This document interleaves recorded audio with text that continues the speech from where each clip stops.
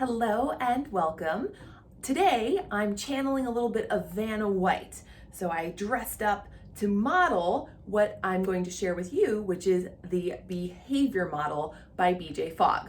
Hello and welcome. I'm Kimber Domke, mindful food and fitness coach, and I really care about people changing behaviors and being able to propagate and manage new behaviors that will take you toward your goals. So with that in mind, I love this behavior science stuff, and I want to share some of it with you. Okay, let's dive into this model. So the model, the Fogg Behavior Model, states that behavior is related to motivation, ability, and P, a prompt. B equals MAP. Let's dive in deeper. On the vertical axis of this chart, we've got motivation. At the top, motivation is high. For instance, if someone's offering you $10 million to do a behavior, probably you'll do it, depending on what it is. If it's eating green vegetables, probably you'll do it. Okay, and at the bottom, motivation is low. You couldn't care less, and there's nothing to motivate you. All right, on this horizontal axis, we have ability. Ability, for our example, to eat green vegetables. Say it's easy to do. That would be at this end of the axis. And that would be, for instance, if the green vegetables were all around you and they were wonderfully cooked and they were just ready to go. You had a fork, you had everything you needed. Eating the green vegetables would just take one simple fork to mouth moment. Versus, what if there were no vegetables? Not even in your grocery store, not even in your city. What if there were no green vegetables for 20 miles? That would make it hard to do, hard to eat the green vegetables. So what we're seeing is there's an important interrelationship between motivation and ability. And this curve represents when an action or a behavior actually takes place, when we actually do the behavior. So if the action falls above the curve, we would do it. And if it falls below, we would not do it. So on the curve is just that fine line between doing and not doing the behavior when the prompt occurs.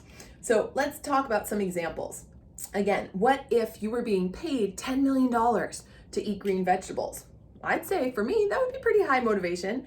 But again, what if it was hard to find the vegetables?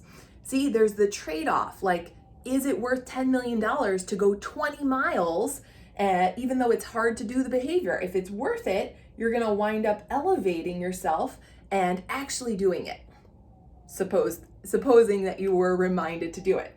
Now, what if you were being paid only $5 to eat the green vegetables and they were 20 miles away? Well, you might not do it in that case. You might just give up on that for the day. Let's talk a little bit more about when something is easy to do. For example, something that's very easy to do, water. If you've got it in front of you at your desk, it's at the ready. You can drink it super easily.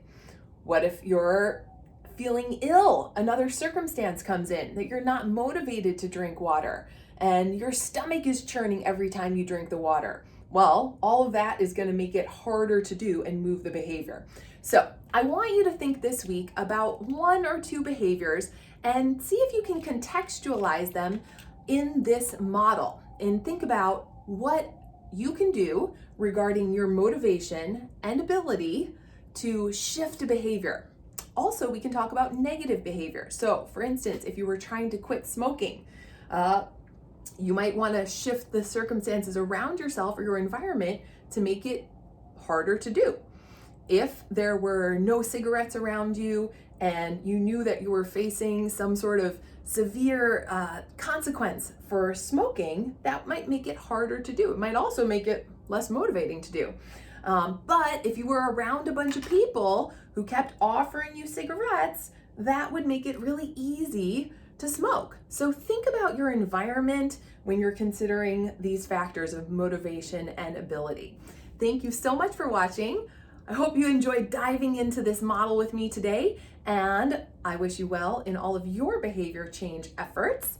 let's be in touch and maybe we can work on some of your challenges together. Take care. This has been Kimber Domke, mindful food and fitness coach, showing off the Fogg behavior model of what makes us do something and not. This applies to all behaviors. Take care. Have an amazing day.